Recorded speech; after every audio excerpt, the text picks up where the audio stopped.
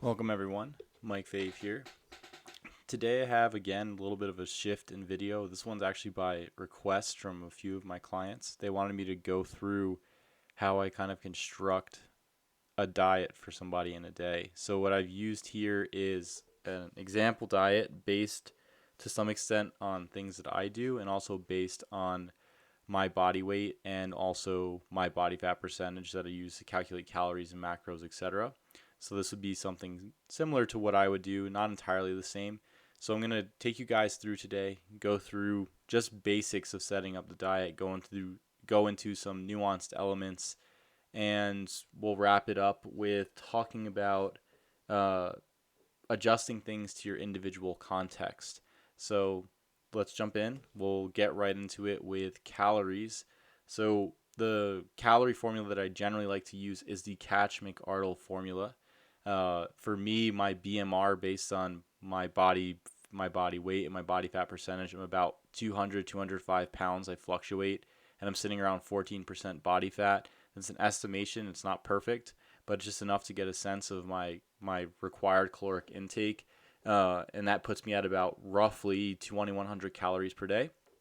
And then with my activity multiplier, I work out 4 days a week. That puts me between 3,150 to 3,360 calories. So roughly 3,200 to 3,400 calories per day. That's the level that I'm generally shooting for. So if we come down here, we can see, let me see if I can drop this. Yeah. I'm about 3,400 calories per day. I'm on the top end here. I'm probably a little bit less. This isn't perfect to what I do, so I do have some decreased amounts in some of these things. But in general, I probably sit between that 32 and 3,400 amount. I'm not currently trying to lose weight, just because I'm in the hospital a lot, so I'm trying to maintain my caloric intake to deal with the stress and whatnot that I deal with on a regular basis with working so many hours. So I'm really not trying to put myself in a deficit on top of that. Now, when I stop working in the hospital, I'll probably try to decrease my body fat percentage just a bit, maybe shoot for the 10% to 12% mark. Uh, since I've been working in the hospital and working all these hours, I have put on a couple percent or a few percent body fat, just coming with that stress territory. And then also, I had gotten quite sick at one point from working in the hospital, some type of respiratory. Well, it wasn't even respiratory, just like a general flu-ish type of situation back in December, and I lost a lot of weight. And then when I rebounded and put weight back on, I put a bit of body fat on with that as well. I guess based on the hormonal adaptations I had from the stressful period I went through.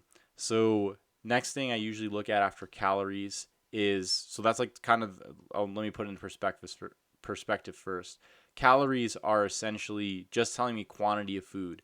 It's telling me how much food I want to shoot for in a day, and it's giving me an arbitrary value of energy. Calories are kind of an abstract value of energy, particularly for the human body, because we don't necessarily produce energy in the same way that calories are determined in a I think it's calorimeter or calorimeter.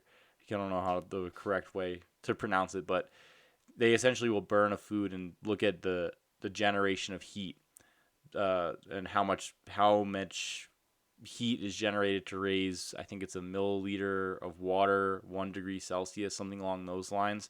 So the body doesn't necessarily work exactly that way. So it's not perfect. It's an abstract concept of volume of food in the form of energy that's fungible, meaning that you can compare completely different types of food on an energetic basis.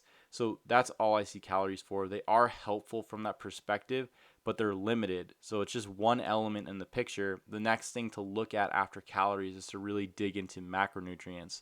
So the first one that I base things off of is protein. That's the first one that I would calculate.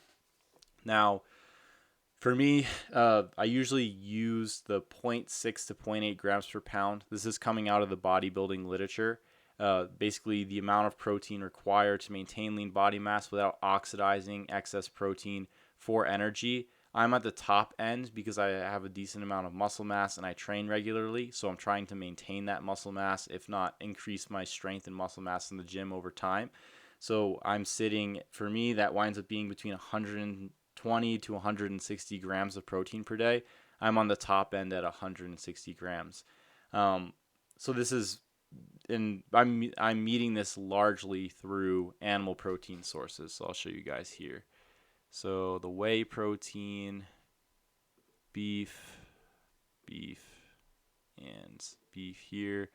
It sits me around 100, close to 130 grams from just animal protein sources, and then the peas and vegetables and fruit add a couple other grams here and there. That brings me up to that 160 mark, but I'm at least over my value from animal protein sources, which is important to shoot for. You can get some of these other foods have some protein, but a lot of these plant foods aren't complete proteins, so I wouldn't necessarily rely on those as the main protein source, with the exception that peas can be a decent protein source even if they don't have the complete amino acid profile. So after protein, and I'll talk about some nuances around amino acids in just a few minutes, but let me get through the basics here first. So after protein, the next thing I look at is carb content. And for me, I generally shoot for a minimum of 2 times as much carbs as there is, or two times as much carbs as there is protein. So if we look at this 160 gram mark, I would adjust to shoot for that 320 gram carb mark.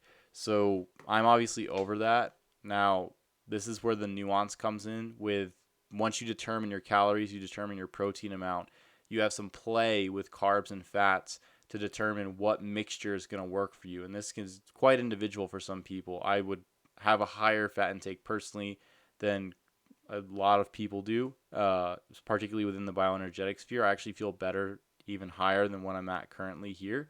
I'll tell you why the amount is lower, but these numbers will be adjusted. I just create a minimum level that I generally shoot for, which is that 2 times, or having carbs 2 times as much as protein. So again, the baseline threshold for somebody at my size that I would shoot for would be about 320 grams. And again, this will be adjusted based on activity levels, stress levels, different requirements in terms of your individuality, as how you deal with fats, how you deal with carbs. So there's a lot of things to test there. Now, the last piece that we'll talk about, last macronutrient, is going to be fats. And fats doesn't have as much research about required amounts as protein and carbs do. Speaking of which, there are some studies with carbohydrates where I got that 2-to-1 ratio of carbs to protein. There are studies looking at carbohydrates essentially showing that having a higher ratio of carbohydrates to protein can decrease cortisol to some extent, or decrease glucocorticoids. Now, these are associations. They're not like necessarily causal relationships, but just something to keep in mind. There are mechanisms by which increased protein intake with lower carbohydrate intake can raise glucocorticoids.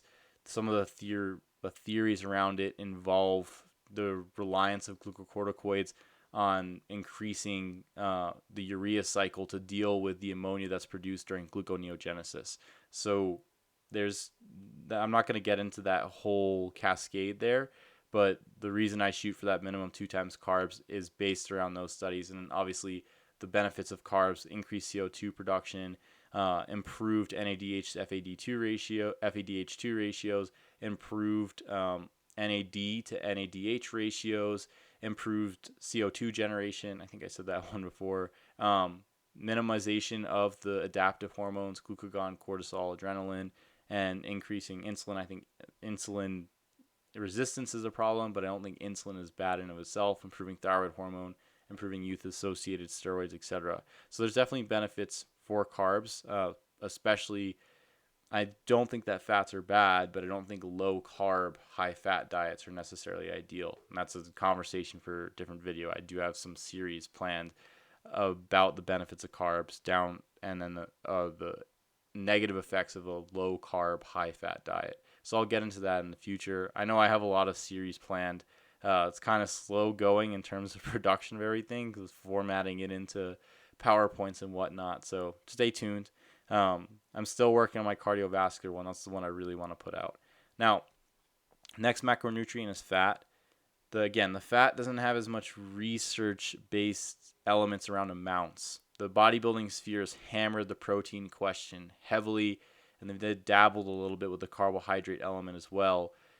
The fat studies are more looking at like keto, the effects of keto on weight loss and etc. versus like higher carb diets and whatnot, instead of looking at like a fat amounts required in the same way that they would look at protein requirements. So for me, I've kind of put together some mechanisms on why I think fat is required and the benefits that it provides. And then I've experimented with amounts with myself and then with clients. So the range I generally find is about between 10 to 30 or 40 grams of fat per meal, depending upon your individual physiology, how well you deal with fats versus carbs, and then also your size. I'm over 200 pounds, I'm over 6 feet, so I have a higher requirement for fat, specifically because I have a higher muscle mass. So having that increased muscle mass seems to increase the requirement of fat. I think this is related to fat oxidizing or muscle mass oxidizing fat during rest. So I think there's something to do with that. The other element is fat is required for hormonal production, uh, particularly steroid hormones. So having adequate fat, a lot of people, I've had quite a few clients who have lowered their fat intake and then have suffered low libido, poor progress in the gym, loss of muscle tone, things along those lines. So there's adequate fat required for hormone production. Fat stimulates digestion. In specific, it stimulates cholecystokinin that can delay gastric emptying, that can trigger the release of digestive enzymes into the small intestine. So it also triggers the release of bile acids, fat specifically. So all of those things can help to improve digestion. And also it helps with managing blood sugar due to the delayed gastric emptying effect, which isn't necessarily a bad thing. It'll slow the drip of food going into the small intestine and then prevent these drastic blood sugar spikes that you can have with like a pure glucose meal or a pure starch meal or a pure fruit meal, and with the subsequent decrease or rapid decrease in blood sugar maybe an hour or 2 hours later and then triggering hunger again. So fat can help very much with satiety, as well as protein can help there as well. And then the last piece with fat that I think is there's actually a couple more. So another piece that's quite important is the triggering of bile acids, or the release of bile acids into the small intestine, is helpful for clearing out bacteria. The bile acids have an antibacterial, anti-endotoxin effect. They can actually degrade endotoxin to some extent with another enzyme called alkaline phosphatase, which is secreted into the small intestine. So having adequate, and I think fat also increases the release of alkaline phosphatase into the intestine. So having adequate fat helps with clearing out the small intestine to a large extent.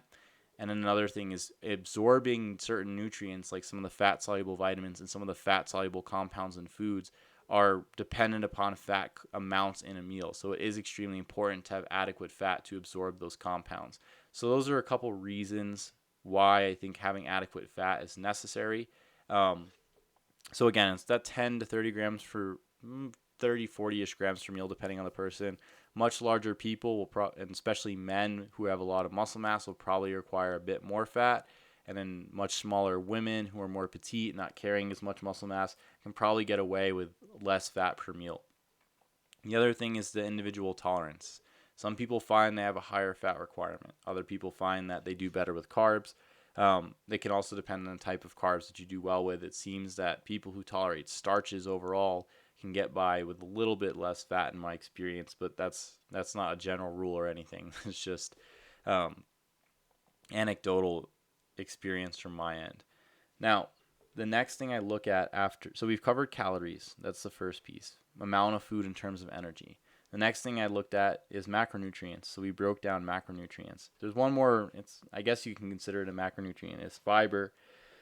Fiber, like fat, depends on context. Now, I like to see at least 20 grams of fiber per day, but obviously I have a significantly more here in this pseudo setup of my day of eating. I have a significantly greater intake. I do fine with fibers now. Now, there was a point in time where I did terrible with fiber and I was eating like 0 fiber every day, and that was maintaining my symptoms for a period of time. Obviously, I've gotten past that and gotten significantly better. I'm not bloated all the time or anything along those lines. My digestion is much smoother, not having so much problems. So the fiber for me actually wound up being helpful, but initially it actually was problematic. So there's some nuance with fiber, introducing it, types of fiber, improving your gut microbiome, maybe using herbal compounds, maybe adjusting different foods. As an example, when I when I was doing zero fiber, I couldn't eat pretty much any of these foods. Like even dried pineapple was terrible for me. Now it's obviously a staple in my diet. Something that helped me was when I added in cooked vegetables. Uh, cooked at that point as cooked broccoli and cauliflower. There was some problems with that for me. This is a couple years back, so I switched over. Um, and then now I've been using things like carrots and squash and peas and things along those lines, and then also tomatoes and I use like sometimes I'll use pumpkin as well. So I've been tolerating those much better. But when I incorporated these, I did some protocols to clear out my gut. I've played around with different fibers, played around with different synthetic fibers, oligosaccharides, the the like milk derived fibers. I've done quite a bit around the gut area, but essentially adding these in allowed me to tolerate other foods much better. Because for a while, at one point I was just beef and soda and carrots. That was the only thing I could tolerate. And then eventually I moved to juice. And then after juice, I started trying to incorporate more fruits. There was a period of adjustment. I did have issues for a period of time with introducing new fibers, but things eventually smoothed out. There's some supplements I used and whatnot. So now I tolerate it much better. So again, fiber, I shoot for a minimum of 20 grams with many of my clients, but it depends on where they're coming from, if they have significant gut issues going on, etc. And I don't expect people to be all the way up at 50 grams. But for me, it's not that I'm shooting for 50 grams. It's just the foods that I eat and that I enjoy and that I tolerate tend to have a decent amount of fiber in them. And also something for me, and this is personal context, I don't have a gallbladder. So I tend to, depending on certain circumstances, will overproduce bile acids, and then I can get like a bile acid diarrhea or dumping type of situation. And the fiber, particularly from the cooked vegetables, has been quite helpful for me to minimize those symptoms for myself. So it's definitely been helpful. And again, it depends on context. Some people do better without or with less fibers. Uh, and then it also, different people tolerate different fibers. Some people wouldn't tolerate peas. Some people tolerate fibers that have certain FODMAPs. Like, for example, Jay tolerates mango well, and I absolutely love mango, but mango doesn't love me based on the fructans and FODMAPs that are present in it. So there's individual elements there based on your digestion and your microbiome that you have to consider, and the only way to determine that is through testing. So once I get the fiber, macros, calories situated. Now this part, that those elements, like while it's easy to come down and calculate these values, and it is important to do so to know the amounts that you're shooting for. Now you don't have to track every day. Once you get this down, you can run this for a period of time and you kind of get intuitive about it. You know the foods that work for you, you know the amounts you have to eat, and you can kind of just go. So I don't actually track every day, but I do eat similar things on a regular basis. So I don't have to track. I'm already hitting them because I know what the meals are going to consist of. Now, the hard part is figuring out what foods to situate here and then how to fit these things within your lifestyle. Those are really important. The actual calculations are probably the easiest part from the get-go. There's the other elements is really where, when I work with clients or whatnot, that the implementation becomes quite important. Because as I said, for me, I could hit these targets before with just juice and meat or soda and meat, but I really wasn't, I wasn't having this level of variety, these different types of flavors. I wasn't tolerating all these foods. So the process to getting to this and actually hitting these targets with these foods takes a little work, but knowing these values is extremely important and having a place to shoot for. Now, this isn't a be all to end all. If you don't hit these specific targets based on the calculations, you're not going to achieve X, Y, and Z outcome.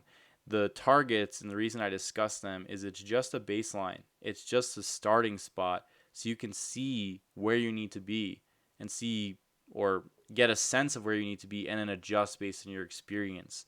It's helpful to have point 0 on the graph so that you can go to point 1 and then point 2 and then point 3 and you start to see a trend and you can adjust based on your trend. If you don't have a point 0, you're kind of just swimming out in the middle of nowhere. You have no baseline. So that's why I like working with empirical values from the get-go. I think it's important, and I think it gives people something to hold on to, something to do. Because I think in the bioenergetic sphere, people tend to see that there's not concrete recommendations, and people are looking for concrete recommendations.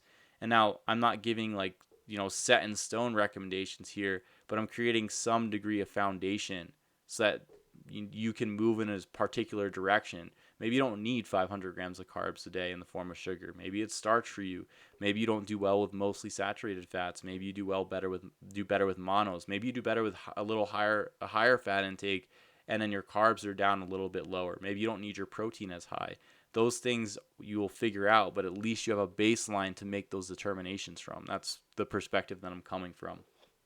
Now, food selection element, as it's kind of, I got a little tangential there, but the food selection element is one of the hardest to figure out, and that's where a lot of the testing comes in, and figuring out what works for you and adjusting with supplements and modulating the gut so that you can tolerate different things. That becomes very important to figure out which foods you specifically tolerate, because you can set up any type of diet to hit the targets. This could be all dairy and fruit, and you could still hit these targets. But if you don't tolerate dairy and the fruits that you're using aren't working for you, then you're probably not going to feel well regardless of the macros and calories that you're hitting on a regular basis. So it's really important to figure out what foods work for you, and that heavily involves individual testing. So that's the next layer. Once you know calories, once you know your macros, protein, carbs, fat, fiber, the next thing to look at is what foods can you use to hit this? Can you expand them over time? How can you expand them over time? And the other thing that this bleeds into next is hitting macro or micronutrients. Are you topping off all of your micronutrients on a regular basis? Are you using foods to top off these micronutrients? And if you're not, like as an example, beef and soda wasn't topping off all of these nutrients by any means for me. Organ meats helped at that point in time, but it really wasn't covering things like I have them covered now. So expanding foods allows you to hit these different things, and it also allows you to combine foods in intelligent manners to minimize downsides of certain foods and maximize the benefits of certain foods as well. As an example, animal products are very rich in nutrients and proteins and in different compounds that you don't get from the plant world, carnitine, retinol, things along those lines. However, when animal proteins reach the colon, they're quite problematic in the compounds they create or they're generated by the microbiome. So combining them with different pomegranate juice, the pineapple fiber, grape juice, the carrots, the passion fruit, the squash, the peas, all of these plant compounds minimizes the negative impact of these proteins inside the microbiome, because you have the plant compounds and you have the fiber that helps to minimize that for those toxic fermentation products, and it alters the microbiome ecosystem so that you don't select for endotoxin producing bacteria, gram-negative bacteria in the colon, or other pathogens. There's also problems with some gram-positive bacteria. They can produce other metabolic toxins like lipoteichoic acid, which is a component of gram-negative bacterial cell walls, if I remember correctly. And the other thing you have here is you have the nutrient density and the solid protein amount for meat, and you also are combining and having adequate amount of fat to stimulate the digestion with the meat and then some of these other compounds as well. So you're rounding out your meals. So yeah, that's expanding the food is helpful from that perspective. As far as micronutrients go, there's quite a few targets that I shoot for. So first of all, I want to see everything pretty much topped off. I want people to be at least hitting the RDA for the vast majority of these compounds on a regular basis, and I use diet to set that up first. Now, there's always going to be some gaps. Vitamin D, vitamin E, vitamin K2 is going to be a gap, and then choline, depending on what you tolerate, can be difficult. If you don't do well with eggs and you don't like organ meats, choline can be difficult to hit. And then if you don't do dairy, calcium can be quite difficult to hit. Now, some of them you'll see like iodine aren't hit. That's because there's not a heavy amount of iodine in the database. So it's not super helpful to have iodine on here. I actually put it on here for the previous video I did, but I don't usually leave it on here. Now, besides those targets, the calcium, the vitamin K, the vitamin E, the vitamin D, perhaps choline, and also biotin is another one that doesn't show up because it's also not in the database. Most of these other targets should be filled out with your diet alone. And it takes a little finagling over time to correct. Again, expanding foods is quite helpful, but you should be able to fill those out, and then you can supplement the difference. So what you'll see over here is I have supplemented the difference for a lot of these things, specifically calcium, some of the B vitamins. The magnesium is not necessary because I was already topping it off with this setup, but vitamin D and K2, and then also the vitamin E. Now, vitamin E is vitamin E. You need to have a certain amount of vitamin E in ratio to the polyunsaturated fatty acids that you're taking in on a regular basis.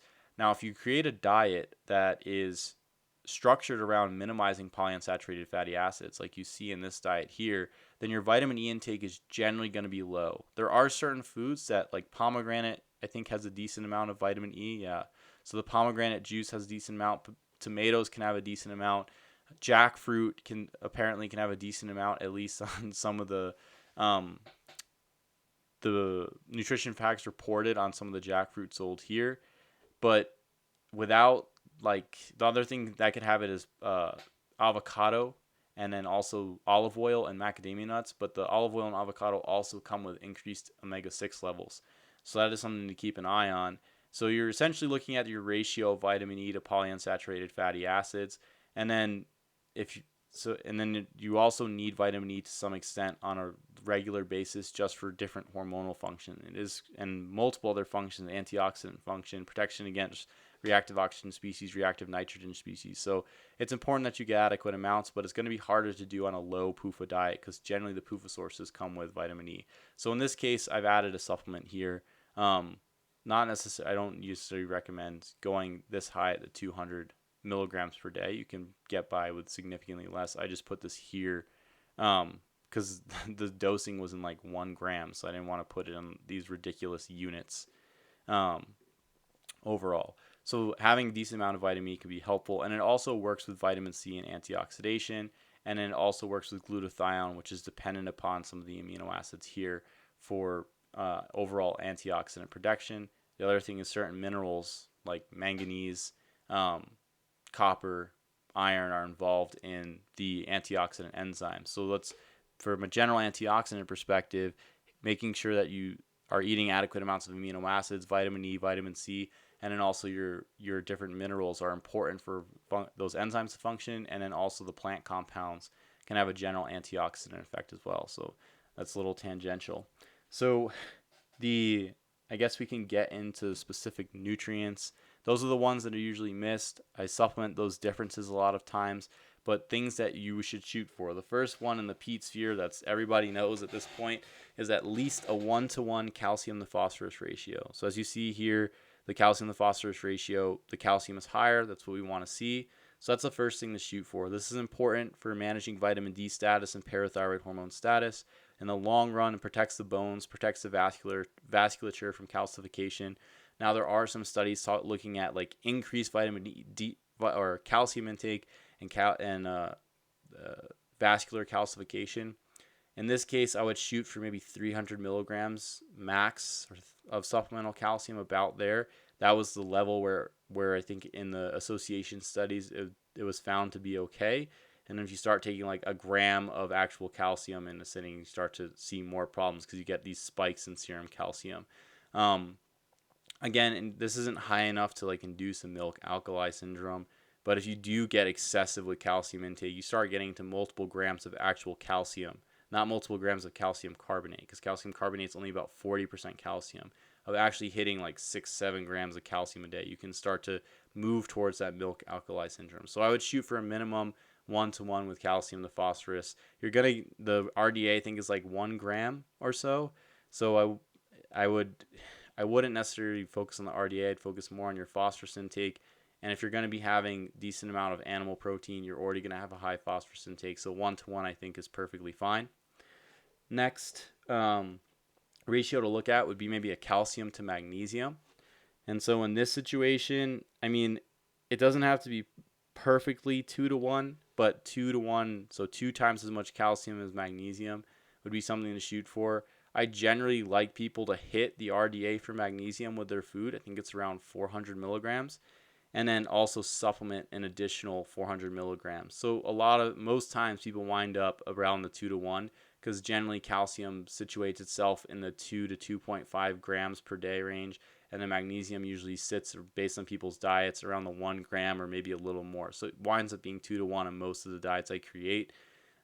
Magnesium is important for all of the functions of vitamin D, vitamin A, vitamin K, and calcium. So it's heavily involved in all of those pathways, also with parathyroid hormone. So adequate magnesium is extremely important there, and it's extremely important in energy production in terms of complexing with ATP. So you want to have adequate magnesium on a regular basis. Now, the food amounts may be a little lower than what is showing in the RDA because soils have been depleted over time. So I am a fan of supplementing, but if you supplement too much, you can wind up just basically getting loose stools and diarrhea and things along those lines. So the way I usually recommend people do it is either take a larger dose, like 200 milligrams that night, or you can dose smaller amounts, maybe 100 milligrams per meal throughout the day. So that's actually what I like to do. I just drop it in the juice with the calcium, and it will dissolve, and then it gives a little bit of carbonation to the juice, which I like.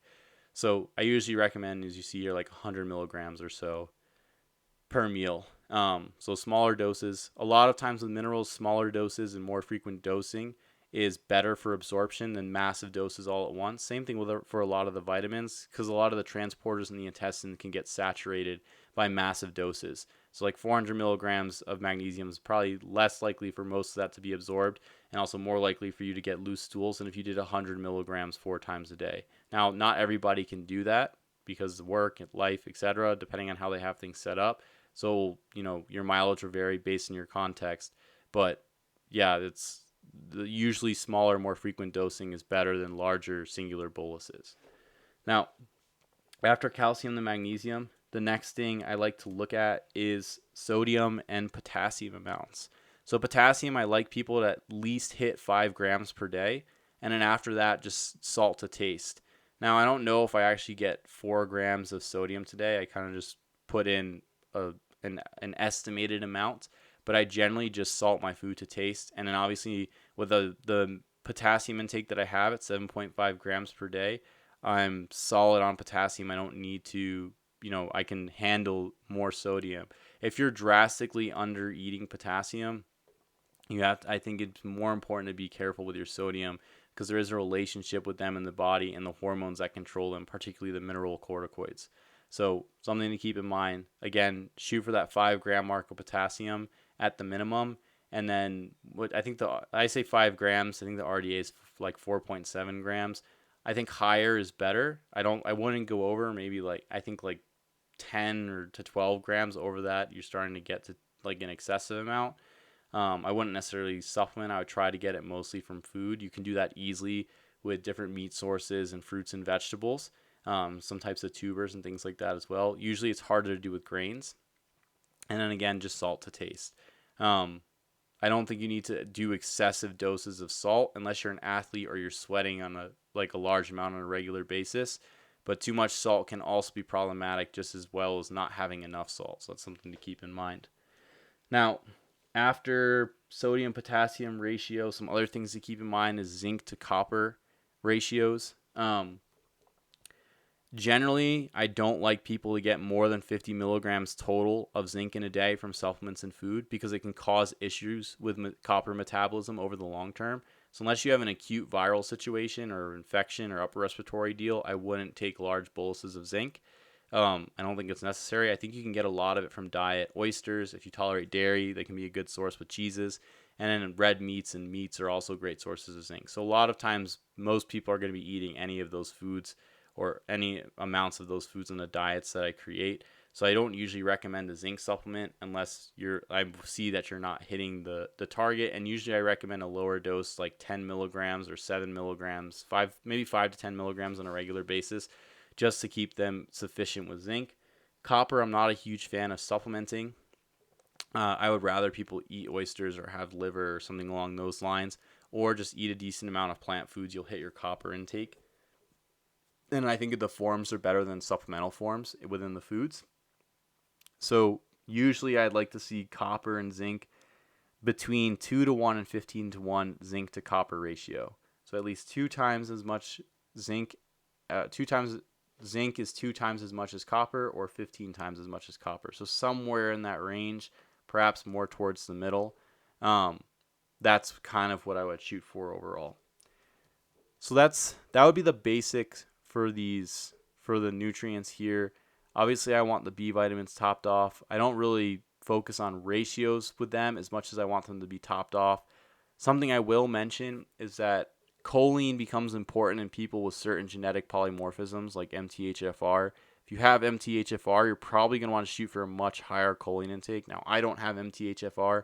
I do fine around this intake. Bumping it up can actually be quite helpful. The thing for me is that I tolerate egg yolks. I don't tolerate whole eggs. Like the egg whites can bother me a bit, but I just don't like how I feel as much after I eat egg yolks. So I'm not a huge fan of egg yolks personally, but I am for my clients. A lot of people do really well with them.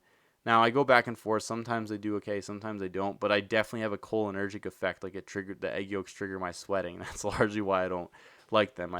For me, I have a predisposition towards like a hyperhidrosis. So the choline can trigger the acetylcholinergic element, which will trigger the sweat glands under my arms, and then I get the like acetylcholinergic effect. So I tend to get my choline just from these other sources in my diet, and I'm fine with that. I also eat shrimp, which is a decent source. So obviously it's not shown today, but other days I will have shrimp. And but for other people, it could be quite helpful to boost up choline. Eggs have also a decent amount of biotin, and then they also add a decent amount of cholesterol into the diet, so they can be quite helpful from an anabolic perspective as well. I don't think that the cholesterol in eggs is causing heart disease for people. Now, I wouldn't recommend heating up. For me, I prefer, and I'm not recommending people do this, but personally, I eat my egg yolks raw because I like to preserve the cholesterol. I don't want to oxidize the delicate phospholipids and cholesterol in the eggs by heating them up. So when I do have eggs, I'll eat the yolks raw. And then when I was eating whites, I was also cooking the whites because there are components in the whites like avidin that combine biotin, lysozyme, and ovomucoid and other proteins that can be problematic for people depending upon their health state, their gut state, etc. So yeah, I don't have a serious issue with egg whites. I notice that I get some slight digestive symptoms, so I tend to avoid them personally. I tend to do better with other sources of protein like whey or meat or seafood, so I stick with those. But choline requirements can be higher if you have those genetic polymorphisms. You're probably going to want to go to a gram of choline a day if you're sitting at, if you have like an MTHFR situation. I guess another interesting one I'll discuss here is if you are suffering from any type of heart disease, I would probably increase your vitamin C intake drastically just based on some of Linus Pauling's hypothesis around heart disease and vascular function. So I think higher doses can be helpful.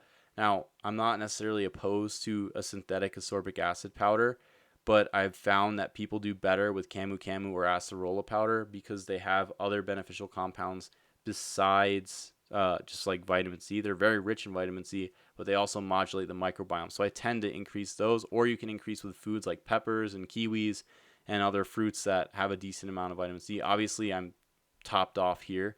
And this is related to all the fruit intake and whatnot. Now it looks like some of the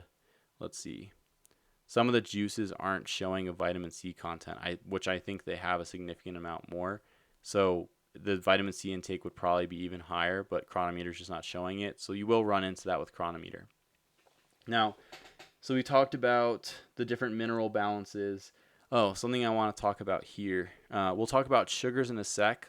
We'll go to sugars first. We'll just do it in order, and we'll hit lipids and proteins. So carbohydrates, this is something that's very individual, which ones you tolerate, what sources and whatnot, and then also whether you do well with starches and the types of starches, heavily amylose or heavy amylopectin starches, and then also sugars. Do you do better with sugars versus starches? And then with sugar intake, within this own category, the question is how well do you handle fructose? And I don't mean fructose in combination with glucose. I mean in free fructose in and of itself. So an excess of fructose can cause symptoms for people. For me, I don't do well with a large excess of fructose. Now I have a small amount here, but it's not relevant. But if I had like an extra 10 grams of fructose in ratio to glucose in a meal, I would have not great digestive symptoms from it, maybe some bloating and gas. Even from fruits, like as an example, mango, very higher in fructose than glucose and high in fructans. don't tolerate it very well, even though it's absolutely delicious. So those are things to test out. I also, as you see, don't do so hot with starch. So I usually minimize starch in my diet. This is coming from peas and tomatoes and carrots. So not really very starchy foods here. On the flip side, I do really well with sugars, combination of glucose and fructose. And if you'll notice, and I talked about this in the last video, I have 157 grams of fructose here, and then I have another 89 grams of sucrose. So we'll say this 90. So 45 grams of sucrose plus 155 grams of fructose. So I have almost 200 grams of fructose a day. Now, I don't have a fatty liver. My body fat is sitting between 12 to 14%. I would want probably closer to 14, to be honest. I'd want it my body fat percent lower, but even when I was eating this before, I was leaner. The body fat percentage change was when I started working over 60 hours a week, and then also still trying to work out and missing sleep and all this type of stuff. So that's changed my composition a bit, but I'm not having metabolic issues with this. And my lab profile looks pretty good. My hemoglobin A1C is good. My uric acid is good. My my cholesterol panel looks good. My fasting blood glucose was in like the 70s and 80s. I'm not seeing, and I've been eating large volumes of fructose like this for years. Now, the reason I think I tolerate this is because I also have a very nutrient-rich diet. I also have a diet. The fructose sources that I have are coming from sucrose or balanced with glucose, and they're also rich in polyphenol. So I'm not getting the same microbiome disruption that you would from granulated sugar. I'm getting this mostly from these different fruit sources, which come with a whole bunch of beneficial elements. And most of the studies on fruit basically show only benefit, if not neutral effects. So overall, I haven't seen any glucose dysregulatory issues. Now, something I will say is with this volume of carbohydrate, and just to be fair for the audience, I do hold more body fat than when I was low carb. When I was low carb, I could sit at between 6 to 8%, no problem. And that was actually tested through like hydrostatic weighing and bioelectrical impedance in a lab. Now, I didn't feel as well now, and I do hold more body fat. Obviously, almost twice as much more, right? Because if I was sitting between 6 to 8, now I'm sitting between 12 and 14. I do have a bit more body fat percentage, but my hormones have improved. I feel significantly better. My thyroid profile looks better, etc. So I feel better at this weight than when I was super lean. But I will say low carb did make me extremely lean, although I had a whole bunch of other problems. I could probably decrease these a little bit and maybe adjust fat or adjust calories and drop a bit of body fat percentage. So that's something to keep in mind. For carbs overall. Other things I set up Cronometer so you can see lactose as well. Just depending on like the lactose tolerance. So this is from whey protein, yeah. I'm actually lactose tolerant, but I don't do well with casein, so I have to stick with whey, and I don't do well with cheeses, etc. So yeah, when dairy comes into play, I can look at something like this for somebody as well. Next piece here is lipids. It's actually quite an important one to look at. Look at total fat, obviously. We talked about that. Next thing I look at is PUFA intake. So I have about 5.7 grams for my 3,400 calories, which is pretty good. The ratio I usually shoot for is the 4 gram per 2,000 calories, famous in the Pete sphere. And then something else you can look at is ratio of omega-6 to omega-3. You want to kind of be around a 3-to-1 ratio of omega-6 to omega-3. That's pretty much where I'm at, roughly. You can go a little bit higher as well, but it seems like those are the best ratios. Now, I'm not trying to shoot for high amounts of omega-3s. I'm trying to keep my omega-6 very low, and then I also incorporate seafood, and a lot of the plant foods that I eat, the fruit and the vegetables, do have omega-3s. So things wind up balancing out based on that. Now, again, I'm not trying to shoot for a gram of omega-3 a day. It just happens based on eating a whole foods diet. I am trying to keep my omega-6 low. Now, I don't think you have to be this perfect get this low per se. If people eat avocado or olive oil tend to be a little bit higher. I don't think that's necessarily a problem. If you're having egg yolks, you'll probably be higher. I wouldn't stress about those. I think there's benefits to those foods. So it's just a ballpark that you're shooting for. If you're a little bit off these ranges, it doesn't matter. It's not about being perfect. It's just about having, again, baselines to start with and then going from there. Next thing we have here, you can look at saturated to polyunsaturated fat ratios. Again, you can shoot for like a 10-to-1. It doesn't have to be perfect. Again, I'm not perfect on that. It's close. It's good enough for me. The trans fat here is mostly from the trans fats inside the dairy that I eat, the grass-fed butter and the grass-fed beef. So it's conjugated linoleic acid, and I think vicinic acid is the other one. They have specific health benefits. I don't think this is bad. I think this is actually good. Next thing is cholesterol intake. Getting this higher can actually help with hormones as well as increasing saturated fat. I've had quite a few clients where just adjusting fat and cholesterol intake made a huge difference in how they felt. So adding egg yolks, some organ meats, shrimp, and then here bumping up butter, chocolate, beef fat, coconut oil, those things can all be helpful. Some people do better with monounsaturated fat. So in that case, it could be chocolate, beef fat, olive oil, avocados, and then eggs as well. So those would be the sources I'd go to for those. So again, just to recap, 4 grams per 2,000 calories of total PUFA, 3-to-1 ratio of omega-6 to omega-3. Trans fats from dairy and beef are actually a good thing. And then saturated fat to polyunsaturated could be 10-to-1 unless you do better with monos. So that's something to keep in mind. Last piece I'll get into here is protein. What I really look at a protein is glycine amounts. So the glycine amount that I generally shoot for is 0.2 grams per kilogram of body weight. In my case, that works out to be about 18 grams per day. Now, I'm obviously not hitting this. Why? I don't tolerate gelatin or collagen hydrolysate, unfortunately, and I also don't tolerate glycine. Since I don't have a gallbladder, anytime I drastically increase glycine intake, I get bile dumping. I think that's because glycine is conjugated with bile acids before they're secreted, so it increases my bile pool. My intestine doesn't handle it well. It's unfortunate because it does make me feel good otherwise, and there's tons of benefits to glycine. So I would shoot for that 0.2 grams per kilogram, and for anybody who does tolerate collagen, it's great to add to the diet. And then also pure glycine supplementation can be helpful as well. The other thing we're looking at is glycine to methionine ratio. I'm about 2 times more. A little more than 2 times more. You want to have a higher glycine intake than methionine intake.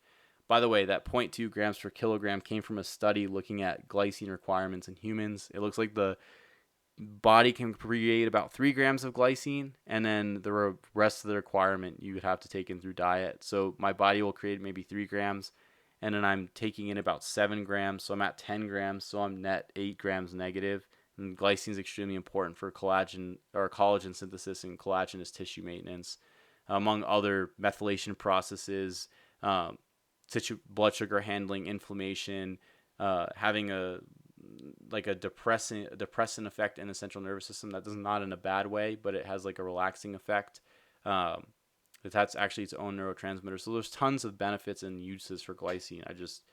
I personally don't tolerate it well. Now, if you do have liver dysfunction, you have a gallbladder, glycine and taurine can be quite helpful to help detoxify the liver by also incorporating fibrous foods as well to bind the bile acids that are created from the increased pool that's generated by taking glycine and taurine. So that is something to keep in mind. Now, the last piece I wanted to discuss here is making this work for you on a regular basis. Something you'll notice is what you'll see here is I have 3 grams of fat in this first meal, and then the other ones I have about 30. I do better with a higher fat intake, as I was discussing before. I actually do better over 100 grams per day. So if I had 30 grams here, I'd be about 120 grams. That would probably be ideal for me. The problem is fitting 4 meals in a day with a 3-hour spacing apart can be quite difficult for me if I mess up the times working in the hospital or client calls or creating content, going through research. Sometimes I lose track of time. So what I did was this first meal, I decreased my fat intake so that I can have this meal and then eat quickly after. So I can eat within 2 hours, and then that shortens the amount that allows me to do 3 hours between these other meals. And as I talked about before, fat slows down digestion to some extent. So having a fast digesting protein with fast digesting carbs when I wake up in the morning gives me that energy boost, but it doesn't sit too heavy in my stomach. It digests pretty rapidly, and I can eat within like an hour and a half, 2 hours later, and then I can maintain my daily schedule. So usually this meal for me, I like to split things up about 3 hours apart. I do have like a nutrition blueprint that I created that goes through all, like, a lot of these things. There's this whole email series. There's even more stuff in the email series. So I do discuss why I do all that. I'm not going to go through it now because it's like a bit of a longer story and the video is already getting a bit long. But so usually I'll have this first meal maybe 9 a.m. And then this next meal I'll come down here and I'll finish this with like 15 minutes. So I can have it around 11 or 12. Let's just say 12. And this next one here, I'll have usually around 4, assuming it takes an hour to eat that meal. This one's will be 12 to 1. Then from the end of that last meal at 1 p.m. to 4, that's about 3 hours. And then my last meal here, I'll finish this meal around 5. And then the last meal here, I'll have at 8. So when I wasn't doing this, when I wasn't splitting this time up in the morning, like decreasing the fat in this meal, I would eat at 9, then I'd eat at 1, then I'd eat at 5, and then I'd have like this, I have client calls and I was working out and whatever, so it ruined the schedule, and then I wouldn't eat this last meal till 10. And then eating this last meal that late would throw off my circadian rhythm, so I wasn't, because I was full of food, I couldn't go to sleep yet, so then I would go to sleep at like 12 or 1, and then that would alter, then I would wake up later and the whole schedule would get thrown off. So I had to make these adjustments for my diet to fit my lifestyle. Something else you'll see here is I do eat the same thing on a consistent basis. Why? Because either I or my fiance have to cook it, and when I'm working long hours on a regular basis, and so is she, so it's easier to just batch cook the same vegetables and make a ton of ground meat. And then this is a whey protein shake, so it takes 10 minutes to make this. So batch cook all these things, just put them in containers. They're like portioned containers, and then I just microwave it when I'm ready to eat it. And so like my prep time is strongly decreased. I just have to grocery shop and batch cook these things. So that's why it's consistent. I also like the foods that I eat. I make them tasty. I add different spices. I add different sauces like tomato sauce. I've been trying like a split pea soup to cook these vegetables in. Obviously the ingredients are good. So there's different things you can do to increase the taste of your food. I think taste is important overall for having you enjoy your meals. But this would be a general setup. If you guys want to see more videos like this, just let me know. There's a lot more elements that I didn't necessarily cover. I can't cover everything. The video is already longer than I wanted it to be, but I do cover some of those elements inside the nutrition blueprint. You can find that on my website. I'm gonna have a video coming out that discusses some of these elements as well. Or a class, I guess you can call it, master class, whatever they call it. So stay tuned for that. It's not going to be on the YouTube. I'll announce when that's coming out. Hope you guys enjoy this type of content. This was requested pretty consistently from quite a few people, so I figured I'd just do one video going over a day, kind of similar to mine, some of the elements that I look at. And yeah, that's about it. I'll see you guys in the next video.